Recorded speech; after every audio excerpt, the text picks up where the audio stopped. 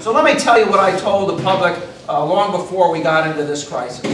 When it comes to looking at this budget, we should look at the safety net and understand what it means to maintain the people who are the most reliant on state government. What does it mean to make sure that people get the health care they need? What does it take to make sure that they get the mental health or the job training or a decent place to live, or if they need to live in supervised housing, what does it take to maintain that part of the budget? That's what we've got to protect. We've got to make sure that those who are most reliant on government are taken care of. And then we have to make some serious decisions. We're also going to have to clean up government. You know, this governor has staffed state government, middle management, with a lot of Republican cronyism. It's one thing to hire somebody because they're a Republican, but they should at least be able to do the job. That's not been the standard that this governor has held her departments to. We're going to change that. We're going to make sure that we have hardworking, decent, well-educated people who respect their workforce. And we're going to hire within that workforce when we have the opportunity to promote good, hardworking state employees as well. The reality is, in this state, what we do is we punish people for living in urban areas. We say you're going to pay higher taxes, you're going to have higher crime, and we may not do as good a job as educating your children. We've got to change that dynamic.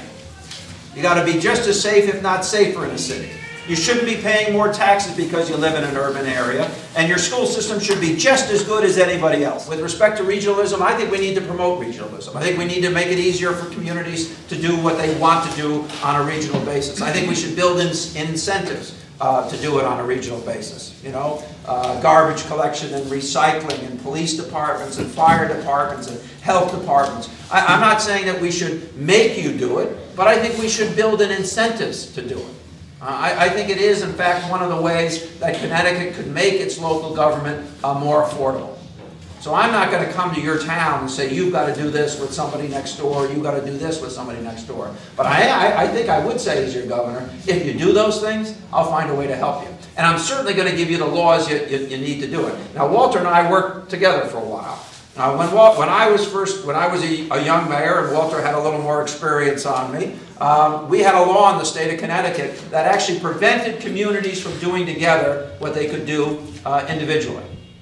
And during the time that I was president of an organization that Walter was prior to that president of, the Connecticut CCM, we were actually successful in convincing the legislature, with Walter's help in the legislature, to pass a law that at least made it legal for communities to do together what they do separately. But we've got to go much beyond that, and we've got to incentivize communities to do it. It doesn't make sense to have as many health departments, police departments, fire departments, superintendents of schools that $250,000 a piece in some cases.